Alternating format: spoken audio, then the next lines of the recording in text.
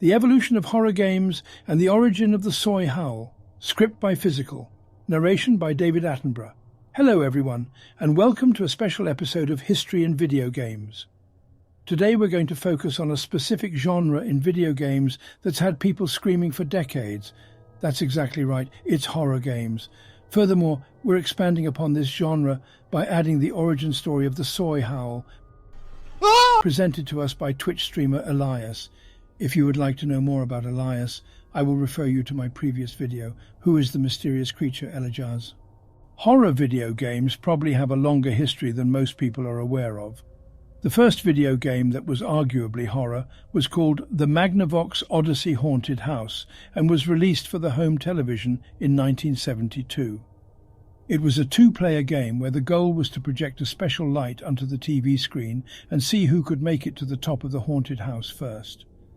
While this might seem fairly straightforward and benign today, we must remember that people's sensibilities were different back in the day.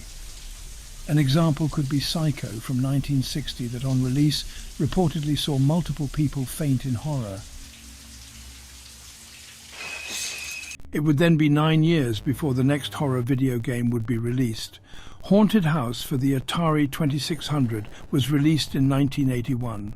In this game you play as a person, represented by a pair of moving eyes, trapped in a giant haunted house, where you have to navigate the puzzling hallways to find a way out, while avoiding the creeps, crawlies and ghosts haunting the building.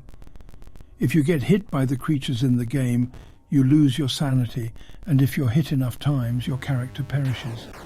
Then it goes relatively quiet on the horror game front for a number of years, but it has since then evolved to encapsulate everything from text-based horror like Anchorhead, created by Michael S. Gentry, to comedic horror like Maniac Mansion by LucasArts, to the first 3D horror game Alone in the Dark, released for the PC in 1992. Alone in the Dark was a very interesting, unique title at the time.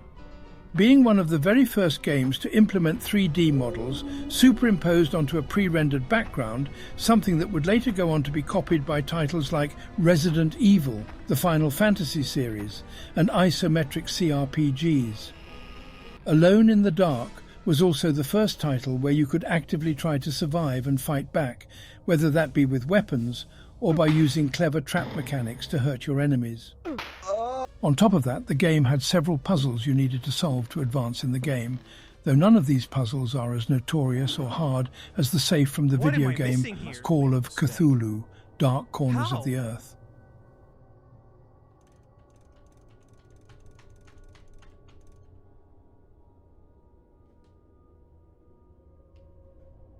These mechanics earned Alone in the Dark the moniker survival horror, a genre that would go on to spawn several sequels and other video game series that would adopt said mechanics.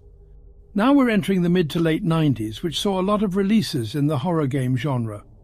Honourable mentions include the Resident Evil series, Silent Hill, Sanitarium, I Have No Mouth and I Must Scream, Doom, and certain aspects of many games like, for example, Half-Life and Thief. Horror games have since then become a staple in the video game industry, with dozens of titles every year. In recent times, one man has taken it upon himself to play as many of these horror games as he can get his hands on, encapsulating everything from the most scuffed pixel horror games to the big-budget AAA titles. I am, of course, talking about our aforementioned streamer, Elajjaz. Elajjaz has been playing horror games for a number of years, much to the entertainment of his chat and detriment to himself. If you go to his Epic Gamer profile on Steam, you'll often be able to see a horror game in his recently played list. Oh my, I'm not sure how that got there. Moving on. Now this is where our story takes a weird turn. You see, when Elajjaz played horror games in the past, approximately 3 to 4 years ago or longer, he would often be scared, as per usual, and yell out countless screams in his fright and shock. Let me give you some examples. Now I'm playing it safe. I don't think he can get me here. Ah! Fuck! Just like I'm. Ah! Fuck off! How do I get down? Here. Ah! Oh my god! I'm sure you all noticed it, but his screams were yelled out in a tone that sits roughly in the same area as his speaking voice. One could even say the screams were manly, testosterone-filled, as much done as a reaction to something frightening as to tell the fright offender, "I am here, I have seen you, hear my fearsome roar," like a true giga-chad. Honestly, I don't see what all the fuss is about with these scary games. You'd think that what? The wrong meme? Oh, well, excuse me, Princess. Day goth out. So, now that we've established what it used to sound like, let's establish what it's been sounding like for the last couple of years.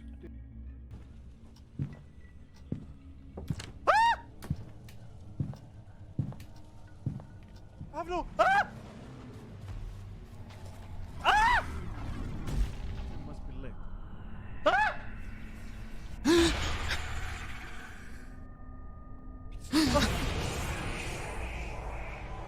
Now you may be thinking to yourself, this is indeed weird and these are good examples, but I can't hear anything in that last clip. Let's slow it down a bit and pitch down the sound.